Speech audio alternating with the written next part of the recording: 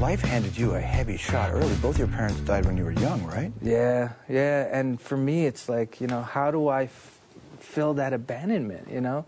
It's like, that's why a lot of kids, they look at me as to represent that loss of identity, because I started young at figuring out who the hell's gonna guide me, who do I look up to, you know? All my friends who have mothers and fathers, oh, I just watch their interaction. Mothers have this connection. It's like, oh, my baby's sick. And it's like, how do you know that? They're just connected, you know? And the fathers are like, hey, son, you want to play some ball? I was like, oh. Well, so then how does that experience, both those experiences, shape the way you're a father? You have sons and daughter, right? Yeah, it's my availability is 100%. So my experience is I'm learning through them what it is to be a father.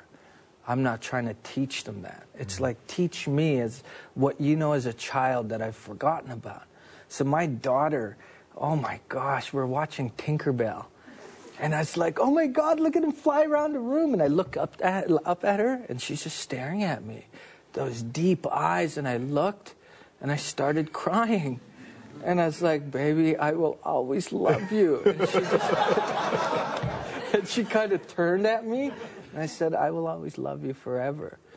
And then I went, okay, just watch the movie. She's 2, right? She's 2, yeah.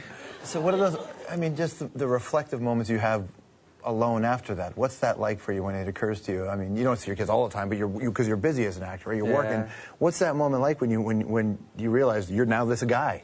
Yeah, I don't know, man. It's kind of like I'm trying to figure it out day at a time. Sometimes I don't know what's going to happen. I'm really starting to really live in the moment, you know? And I learn from you. I learn from the audience.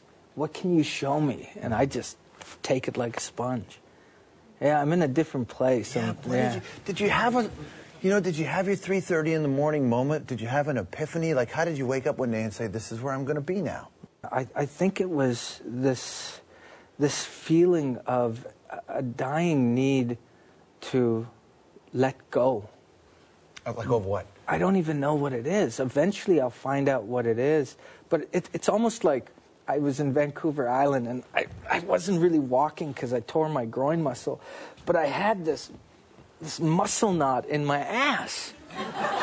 So I told my friend, I said, dude, I need you to hit that. So the elbow came in. That reads way differently. Way differently.